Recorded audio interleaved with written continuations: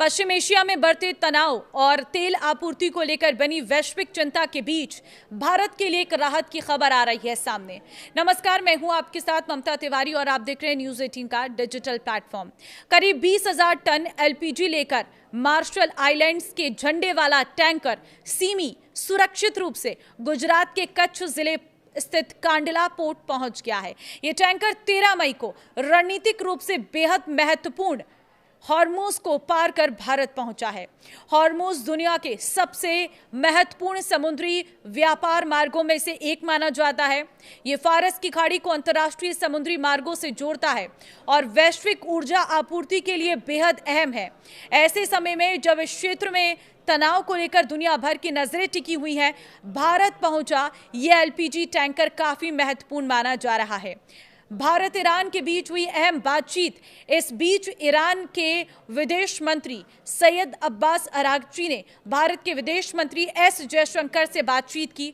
बातचीत के दौरान अरागची ने कहा है कि मित्र देशों को व्यापारिक सुरक्षा के लिए ईरान पर भरोसा रखना चाहिए। उन्होंने सोशल मीडिया प्लेटफॉर्म एक्स पर लिखा कि भारत के विदेश मंत्री एस जयशंकर के साथ क्षेत्रीय हालात पर सकारात्मक चर्चा हुई। ईरान हमेशा हॉर्मुज की सुरक्षा का अपना ऐतिहासिक दायित्व निभाता रहेगा। ईरान सभी मित्र देशों के लिए एक भरोसेमंद साझेदार है और व्यापारिक गतिविधियों की सुरक्षा सुनिश्चित करेगा। सूत्रों के मुताबिक 13 मई को भारत आ रहा एलपीजी टैंकर एमवी सनशाइन भी हॉर्मुज पार कर रहा था और उसे सुरक्षित भारत पहुंचाने के लिए हर संभव सहायता दी जा रही थी। बताया गया है कि यह फारस की खाड़ी से सुरक्षित निकाला गया भारत आने वाला 15वां एलपीजी जहाज था। जहाज को सुरक्षित भारत पहुंचाने के लिए कई एजेंसियां काम कर रही हैं, जिनमें भारतीय नौसेना भी शामिल है।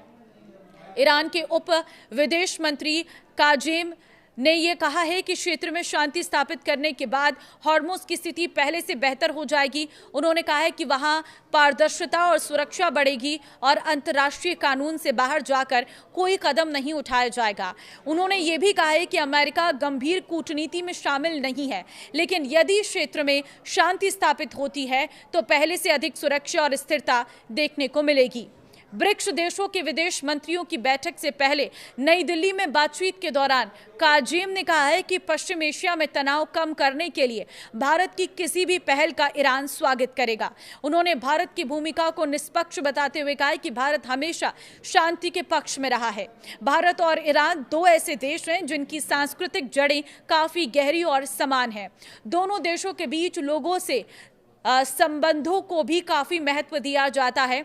ईरानी उप विदेश मंत्री ने कहा है कि क्षेत्रीय तनाव कम करने के लिए यदि भारत कोई कूटनीतिक पहल करता है तो तेहरान उसका स्वागत करेगा।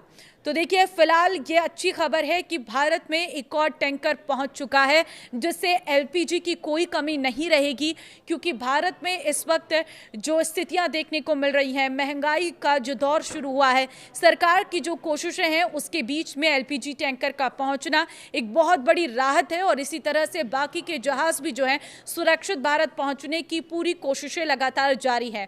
भारत के प्रधानमंत्री नरेंद्र मोदी इस वक्त कई देशों की यात्रा पर हैं और ये यात्रा भी बहुत महत्वपूर्ण है, क्योंकि इससे भारत में जो संकट आया है खास तौर पर ईंधन का, उसे कम करने की एक बड़ी कोशिश है।